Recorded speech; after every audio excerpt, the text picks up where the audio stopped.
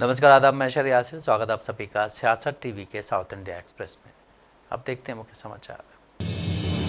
BRS के सदस्यों ने राज्य के डिप्टी सीएम मल्लू भट्टी विक्रमांक पर विधानसभा में असंसदीय भाषा का इस्तेमाल करने का आरोप लगाते हुए आज वॉकआउट किया। विधानसभा अनुदान की मांग पर चर्चा कर रही थी जब बीआरएस विधायक पल्ला राजेश्वर रेड्डी राजस्व, आवास और INPR विभागों पर बोल रहे थे। डिप्टी सीएम और राज्य के राजस्व मंत्री पोंगुलेती श्रीनिवास रेड्डी सहित मंत्रियों द्वारा लगातार बाधित किया गया था। पैनल स्पीकर रेवरी प्रकाश रेड्डी ने सदस्यों से अध्यक्ष के साथ सहयोग करने का आग्रह किया और ट्रेजरी और विपक्षी दोनों बेंचों से क्रॉस टॉकिंग से परहेज करने का अनुरोध किया। याचिका पर जवाब देते हुए बीआरएस के कार्यकारी अध्यक्ष KT रामाराव ने स्पीकर से पूछा कि जब विपक्ष बोलता है तो ट्रेजरी बेंच कितनी बार हस्तक्षेप करती है। KTR ने कहा, चर्चा, बहस और असहमति लोकतंत्र का सार है। विपक्षी बेंच सरकार की विफलताओं को उजागर करेगी और मंत्रियों को संयम रखना चाहिए।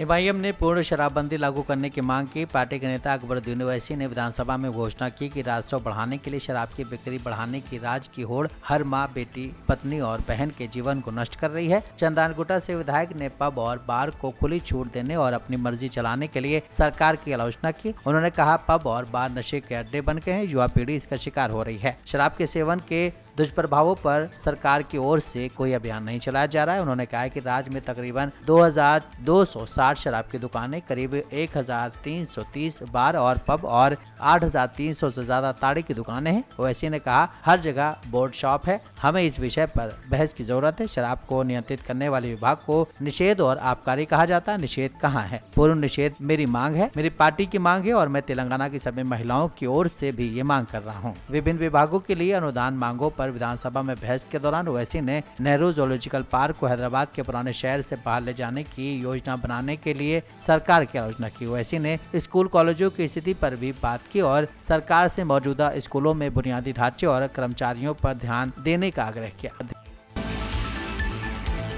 तेलंगाना विधान परिषद में आज बीआरएस MLC के कविता ने तेलुगु, हिंदी और अंग्रेजी में 10 ग्राम सोना लिखी प्रतीकात्मक सोने की ईंट लेकर विरोध प्रदर्शन किया। प्रदर्शन का उद्देश्य ये उजागर करना था कि महिलाओं को उनकी शादी के लिए सोना उपलब्ध कराने के अपने चुनाव पूर्व वादे को पूरा करने में कांग्रेस सरकार की विफलता क्या है। मुख्यमंत्री रेवंत रेड्डी के नेतृत्व में कांग्रेस ने अपनी चुनावी गारंटी के तहत पात्र महिलाओं को 10 ग्राम सोना देकर परिवारों का समर्थन करने का वादा किया था। हालांकि बीआरएस नेताओं ने सत्तारूढ़ दल पर इस प्रतिबद्धता को पूरा करने में विफल रहने का आरोप लगाया, जिससे हजारों परिवारों के बीच वित्तीय संकट पैदा हो गया है, जो वादे के मुताबिक सहायता पर भरोसा कर रहे थे। बीआरएस MLC की कविता ने कथित तौर पर अपने वादों को छोड़ने के लिए कांग्रेस की आलोचना की।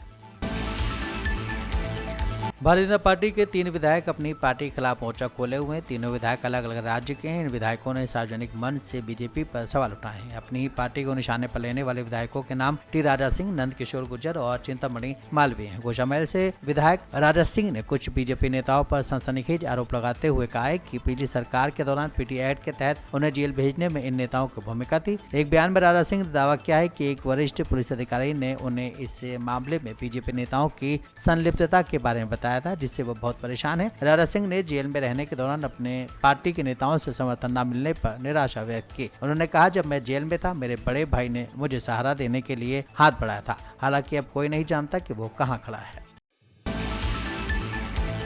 नलगोंडा पुलिस ने बीआरएस के कार्यकारी अध्यक्ष KTR के खिलाफ FIR दर्ज की, जब 3 व्यक्तियों ने उन पर और पार्टी के 2 अन्य सदस्यों पर क्लास 10th के क्वेश्चन पेपर को लीक करने का झूठा आरोप लगाया था। पुलिस शिकायत में KTR के साथ साथ पार्टी के सोशल मीडिया प्रभारी बनने कृषांक और कुनादम दिलीप कुमार का भी नाम शामिल है। शिकायतकर्ताओं ने बीआरएस नेताओं के खिलाफ झूठे आरोप लगाने और उन्हें सोशल मीडिया प्लेटफॉर्म पर साझा करने के लिए 3 अलग अलग मामले दर्ज किए हैं। इस मामले में कृषांक को मुख्य आरोपी बनाया गया है। 24 मार्च को कृषांक ने एक्स पर एक पोस्ट साझा की, जहाँ उन्होंने आरोप लगाया कि कांग्रेस नेताओं ने एक निजी स्कूल को व्हाट्सएप ग्रुप के माध्यम से क्लास 10th के पहले दिन के क्वेश्चन पेपर को लीक करने के लिए मजबूर किया था। कृषांक ने एक्स पर लिखा, हालांकि 15 लोग शामिल थे, सिर्फ 6 को गिरफ्तार किया गया। सरकार के दबाव में कांग्रेस विधायक के दाहिने हाथ का नाम FIR में नहीं है। पुलिस शिकायतों में कहा गया है कि बीआरएस के कार्यकारी अध्यक्ष ने तथ्यों की जांच किए बिना एक्स पर पोस्ट साझा की थी।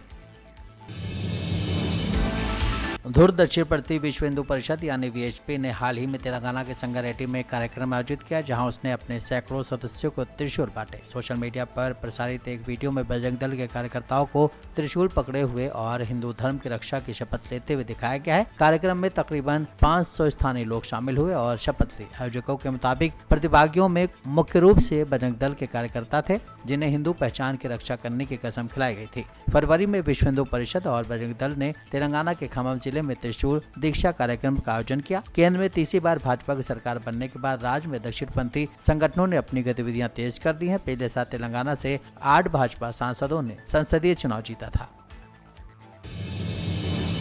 कर्नाटक के डिप्टी सीएम डीके शिवकुमार ने विपक्षी भारतीय जनता पार्टी के इस दावे का खंडन किया कि उन्होंने धर्म आधारित आरक्षण के लिए संविधान में संशोधन का सुझाव दिया था। कांग्रेस नेता ने कहा है कि अगर ये आरोप सही साबित होता है तो वो राजनीति से संन्यास लेने के लिए तैयार हैं। डिप्टी सीएम ने बीजेपी पर उनके राजनीतिक रुख को बर्दाश्त न कर पाने के कारण झूठे दावे प्रसारित करने का आरोप लगाया है। शिवकुमार ने यह भी बताया कि कांग्रेस आलाकमान ने उनकी टिप्पणियों के बारे में पूछताछ की थी और एक न्यूज चैनल के कार्यक्रम में दिए गए बयान के वीडियो की समीक्षा के बाद उन्हें विश्वास हो गया कि उन्होंने ऐसे कोई टिप्पणी नहीं की थी। शिवकुमार ने सार्वजनिक अनुबंधों में मुसलमानों के लिए 4% आरक्षण लागू करने के अपनी सरकार के फैसले का बचाव किया था। एक सवाल के जवाब में शिवकुमार ने यह भी कहा कि मैं पागल हूं, इस मुद्दे को उठाने वाले पागल हो गए हैं। बीजेपी नेता मेरे इंटरव्यू में कही गई बातों को स्वीकार नहीं कर सकते, न ही वो मेरे राजनीतिक रुख को बर्दाश्त कर सकते हैं। मैंने संविधान बदलने के बारे में कहाँ कहा है? ये तो उनकी पार्टी के सदस्य ही हैं जिन्होंने इस बारे में बात की है।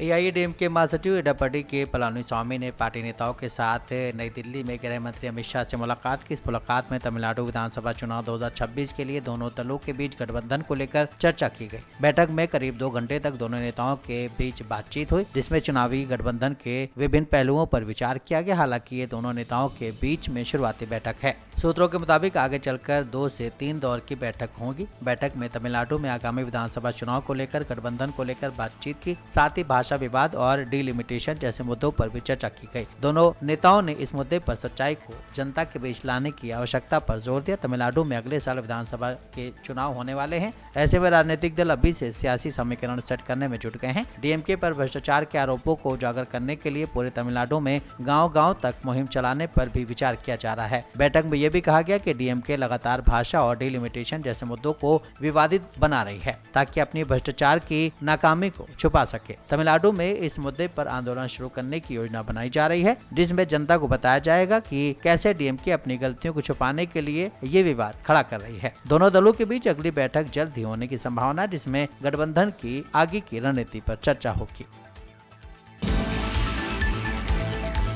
साउथ इंडिया एक्सप्रेस यहीं समाप्त होता है। मुझे दें इजाजत। बाकी खबरों के लिए आप बने रहें सियासत टीवी के साथ।